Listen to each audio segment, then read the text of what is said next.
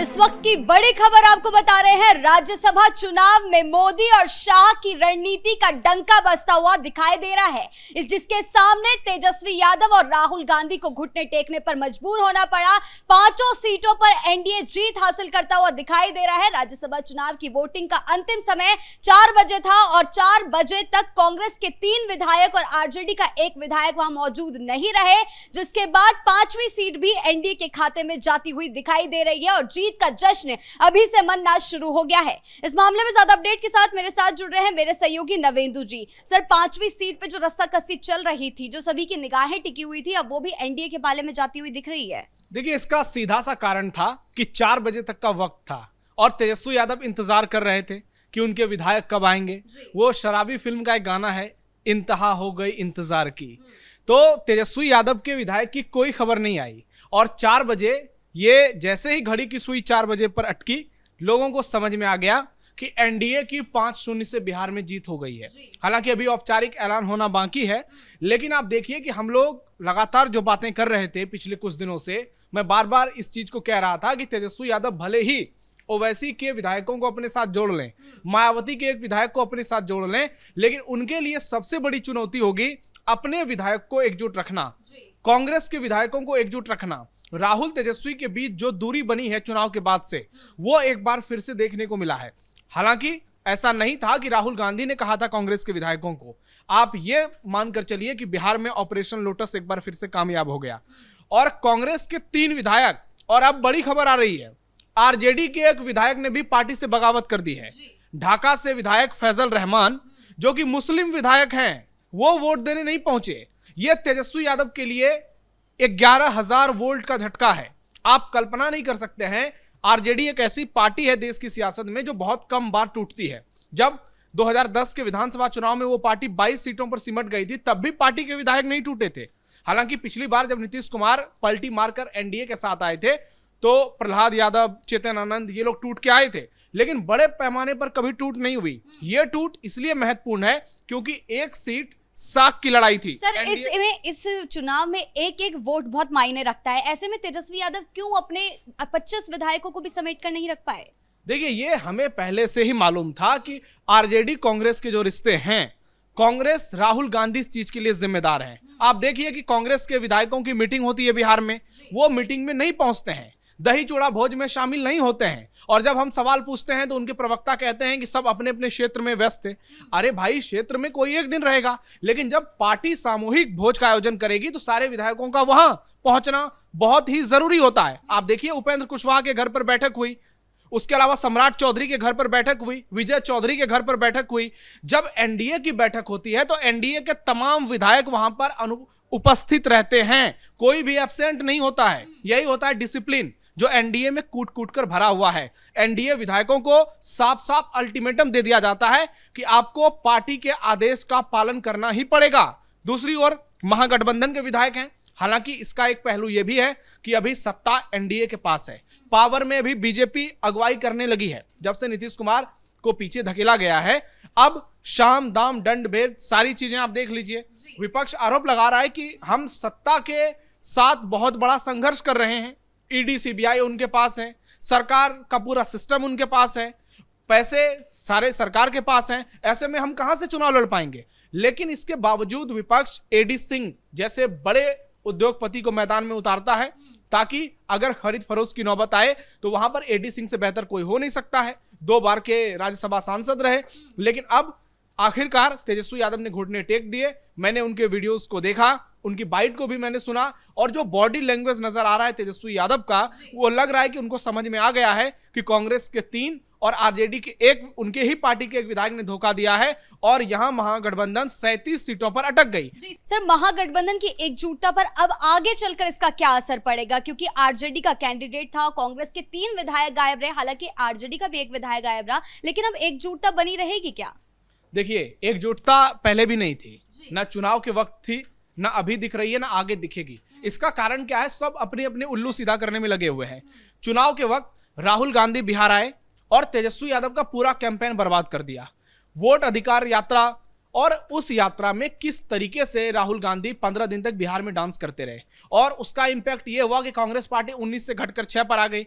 जो तेजस्वी यादव नीतीश कुमार के खिलाफ आम मुद्दों को लेकर लड़ रहे थे, शिक्षा, स्वास्थ्य और बेरोजगारी, ये सारे मुद्दे गायब हो गए। उस बीच में एनडीए ने बड़ा खेला कर दिया, महिलाओं के खाते में 10-10 हजार रुपए दे दिए और नीतीश कुमार ने फ्री बिजली कर दिया, सिपाहियों को लेकर ऐलान कर दिया, टीचरों को लेकर ऐलान कर दिया। इन चीजों का सीधा फायदा एनडीए को मिला। वहां पर कांग्रेस और आरजेडी के बीच खटपट साफ साफ नजर आई और अंदर खाने बहुत बड़े बड़े लोगों ने, सियासी पंडितों ने दावा किया कि राहुल गांधी ने जानबूझकर यह किया, उन्होंने जानबूझकर आरजेडी को हराया। कई सीट पर फ्रेंडली फाइट हुई, कहने के नाम पर आपस में लड़ गए कांग्रेस और आरजेडी के विधायक। उसके बाद जब राज्यसभा चुनाव की बात आई, आप देखिए क्या राहुल गांधी एक भी बार उन्होंने बिहार का दौरा किया, क्या तेजस्वी यादव के साथ उनकी मुलाकात हुई? तो ऐसे में सवाल उठ रहे हैं कि एक तरफ आप देखिए कि एनडीए लगातार विधायकों का भोज दे रहा है, कभी सम्राट चौधरी के आवास पर, कभी विजय चौधरी के आवास पर, कभी उपेंद्र कुशवाहा के आवास पर, और सारे पार्टियों के नेता पहुंच रहे हैं, सब एक साथ नजर आ रहे हैं, बयान दे रहे हैं। लेकिन दूसरी ओर तेजस्वी यादव के साथ ऐसा नजर नहीं आया। लेफ्ट पार्टियों के विधायक, सारे विधायकों को कब एकजुट किया गया? वोटिंग से कुछ घंटे पहले, कल रात में। और ऐसी स्थिति हो गई कि वहां पर विधायक पहुंचने ही नहीं लगे। इंतजार किया गया कि सुबह आएंगे। कांग्रेस के 3 एमएलए का फोन बंद हो गया, उसमें सुरेंद्र कुशवाहा का नाम रहा, मनोज विश्वास का नाम रहा, मनोहर सिंह का नाम रहा, और उसके बाद लोगों को लगा कि शायद आ जाएंगे। विपक्ष की ओर से यह आरोप लगाया गया कि उनको एनडीए की तरफ से करोड़ों के ऑफर दिए जा रहे हैं, इसलिए उन्होंने फोन बंद कर दिया। तो इस इंतजार में पूरा दिन गुजर गया और शाम 4 बजे तक यह भी साफ हो गया कि ये तीनों विधायक तो नहीं ही पहुंचे। जो ढाका से विधायक हैं आरजेडी के फैजल रहमान, वो भी नहीं पहुंचे। और ये तेजस्वी यादव के लिए बहुत बड़ा झटका है, क्योंकि रमजान के महीने में मुसलमान विधायक ने तेजस्वी यादव को बहुत बड़ा झटका दे दिया। और इससे जहां आप कह रहे हैं कि आगे क्या असर पड़ेगा, तो आगे बहुत बड़ा असर पड़ेगा कि विधानसभा चुनाव में इतनी बड़ी जीत, इतनी बंपर जीत, और उसके बाद राज्यसभा में 5-0 से क्लीन स्वीप। अभी बिहार में तुरंत राज्यसभा की सीटें भी खाली नहीं होंगी, और आगे चलकर अगर 2 सीट खाली होगी, 3 सीट खाली होगी, 4 सीट खाली होगी, तो आंकड़ा ऐसा रहेगा कि एनडीए तमाम सीटों पर आसानी से जीत दर्ज कर लेगा। तेजस्वी यादव के लिए संभावनाएं तभी सामने आएंगी जब 5 सीट, 7 सीट, 8 सीट के लिए लड़ाई होगी, जो फिलहाल अभी लोकसभा चुनाव तक तो नजर नहीं आ रहा है। ऐसे में अब तेजस्वी यादव के लिए सबसे बड़ी चुनौती होगी कि अपने जो विधायक, अब तो 25 से 24 हो गए, क्योंकि अगर विधायक नहीं पहुंचे हैं तो इसका मतलब पार्टी से बगावत कर ली है। अब तेजस्वी उनको अपने साथ रखने वाले नहीं हैं। आगे चलकर वो जेडीयू को ज्वाइन करेंगे, बीजेपी को ज्वाइन करेंगे, ये तो वक्त बताएगा। लेकिन अब 24 में से एक वो खुद है, 23 विधायकों को एकजुट रखना एक बड़ी चुनौती होगी, क्योंकि बार बार महागठबंधन की ओर से दावे किए जाते हैं, एनडीए की ओर से दावे किए जाते हैं, चाहे रामकृपाल यादव हो, विजय सिन्हा हो, अशोक चौधरी हो, सब लोग कहते हैं कि उनके कई विधायक हमारे संपर्क में हैं, और एनडीए के दावे में दम भी नजर आता है। आप देखिए क्रॉस वोटिंग को लेकर इतनी बातें की गई कि एनडीए के खिलाफ क्रॉस वोटिंग कर देंगे, जेडीयू के लोग, लोजपा के लोग, बीजेपी के खुद सवर्ण विधायक जो है यूजीसी को लेकर नाराज हैं। लेकिन इस तरीके से सबको बांधा गया बीजेपी की ओर से, आप कहें तो सियासी तौर पर डराया धमकाया भी गया। एक सवाल उठ रहा है कि तेजस्वी यादव जैसे ही वोटिंग देके बाहर आए, उन्होंने सीधा सीधा नीतीश कुमार पर तंज कसा। उनका कहना था कि जेडीयू अब कहीं की नहीं रहेगी, जेडीयू का भविष्य गर्त में जा चुका है। अब जैसे कि आरजेडी के एक विधायक ने बगावत कर ली है, तो आरजेडी का भविष्य क्या रह गया? अब देखिए तेजस्वी यादव फिलहाल कहीं के नहीं रहे हैं। जिस तरीके से उनकी ये हार हुई है, आपने देखा होगा कि कई बार यह भी चर्चा चली थी कि महागठबंधन 5वीं सीट के लिए उम्मीदवार खड़े नहीं करेगा, क्योंकि उसको डर है कि बीजेपी के साथ जीतना बहुत मुश्किल है। लेकिन तेजस्वी यादव ने हिम्मत दिखाई, चैलेंज को एक्सेप्ट किया और अमरेंद्रधारी सिंह को, एक भूमिहार उम्मीदवार को मैदान में उतारा, ताकि मुकाबला जो है वो कांटे की टक्कर उसको बनाया जाए। लेकिन तेजस्वी यादव फेल हो गए और अब स्थिति ऐसी है कि आने वाले समय में आरजेडी पार्टी में बड़ी टूट नजर आ सकती है। कांग्रेस के 3 विधायक तो पार्टी से बिछड़ गए हैं, अब जो 3 बचे हैं उसको लेकर देखना होगा कि उनकी आगे की क्या राय होती है, क्योंकि नाराज विधायक तो उपेंद्र कुशवाहा की पार्टी में भी थे, लेकिन उन लोगों ने वोट किया।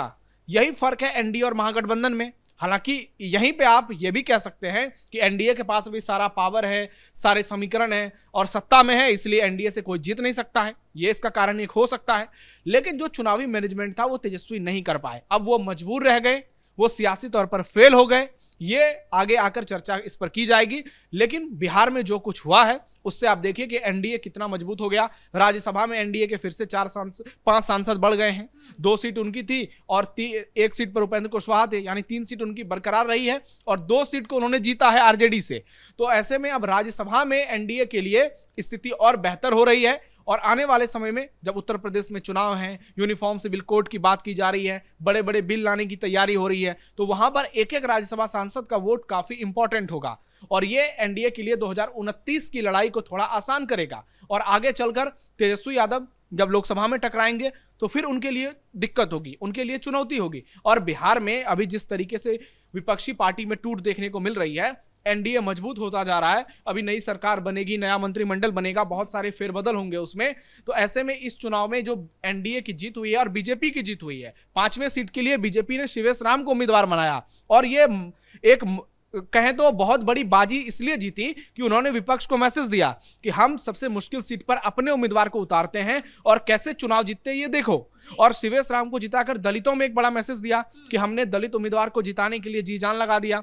जो रविदास जाति की आबादी बिहार में करीब 5% है, शिवेश राम उसी जाति से आते हैं, तो 5% वोट को एक साथ टारगेट करने की कोशिश की गई। और अब शिवेश राम बीजेपी की भाषा और ज्यादा मजबूती से बोलेंगे तो इसका पॉलिटिकल इंपैक्ट होगा ही। उपेंद्र कुशवाहा को भी रिटेन कर लिया गया और यहां पर आप देखिए जो तस्वीरें बहुत सारी आई है सामने, उसमें उपेंद्र कुशवाहा की बॉडी लैंग्वेज वो गदगद नजर आ रहे हैं। हालांकि एक और बड़ी चौंकाने वाली खबर आ गई बीच में कि जो मंत्री हैं केंद्रीय जीतन राम मांझी, उनकी बहू दीपा मांझी और उनकी समधन ज्योति मांझी, उन्होंने क्रॉस वोटिंग कर दी, जबकि यह खबर पूरी तरह से झूठ साबित हुई और पता चला कि उन्होंने जो है एनडीए के लिए ही वोट किया है। हालांकि अभी ऑफिशियल आंकड़े आ जाएंगे तो सब कुछ क्लियर हो जाएगा, लेकिन एनडीए के सूत्र ये दावा कर रहे हैं कि दीपा मांझी और ज्योति मांझी ने हमारे ही उम्मीदवार के लिए वोट किया है। अब यहां से तेजस्वी यादव बिहार विधानसभा चुनाव के बाद लंबी छुट्टी पर चले गए थे, राज्यसभा चुनाव के बाद क्या वो फिर से विदेश भागेंगे, विदेश जाकर रहेंगे और फिर से एक बार पार्टी को नई ऊर्जा देने का काम करेंगे, कोशिश करेंगे। क्योंकि अगर तेजस्वी ने इस बार पार्टी को एकजुट नहीं किया, गठबंधन से बातचीत नहीं की और फिर गठबंधन का भी क्या रवैया होता है ये भी देखना पड़ेगा। क्योंकि कांग्रेस पार्टी बहुत महत्वाकांक्षी होती जा रही है और इस चक्कर में आरजेडी बिहार में कमजोर होती जा रही है और कांग्रेस की स्थिति कुछ ऐसी है कि आप देखिए उत्तर प्रदेश में वो इतना ज्यादा भाव खा रही है कि समाजवादी पार्टी चाह रही है कांग्रेस की समाजवादी पार्टी आकर उससे गठबंधन की बातें करे, सीट बार्गेनिंग करे। 5 सीट जीतने की औकात नहीं है कांग्रेस की और वो चाहते हैं कि उनको 50 सीटें यूपी में दे दी जाए, 100 सीटें दे दी जाए, तो ये संभव नहीं है और यही चीज बिहार में भी देखने को मिली थी। तो इसलिए बिहार की राजनीति यहां से एक नए दिशा की तरफ जाएगी जिसकी अगुवाई अब बीजेपी करेगी, बीजेपी का मुख्यमंत्री होगा कुछ दिन बाद और वहां सब कुछ बदल जाएगा। राज्यसभा चुनाव की यह जीत बीजेपी के लिए बूस्टर डोज जैसी जीत है और यह तेजस्वी यादव, लालू यादव और महागठबंधन की तमाम पार्टियां उनके लिए एक करारी हार है जिसका इंपैक्ट आने वाली राजनीति में देखने को मिलेगा। जी बहुत बहुत धन्यवाद आपका इन तमाम जानकारियों के लिए। तो कुल मिलाकर राज्यसभा चुनाव में एनडीए की चुनावी रणनीति ने यह साफ कर दिया कि अब उनके सामने टिक पाना मुश्किल है और इसी के कारण तेजस्वी और महागठबंधन को बड़ा झटका लगता हुआ दिखाई दे रहा है। 5-0 से एनडीए ने बढ़त बना ली है, हालांकि इसका भी औपचारिक ऐलान होना बाकी है। ब्रेकिंग न्यूज में फिलहाल इतना ही। कैमरा पर्सन कुणाल के साथ मैं शिवानी रतूड़ी, कैपिटल टीवी बिहार।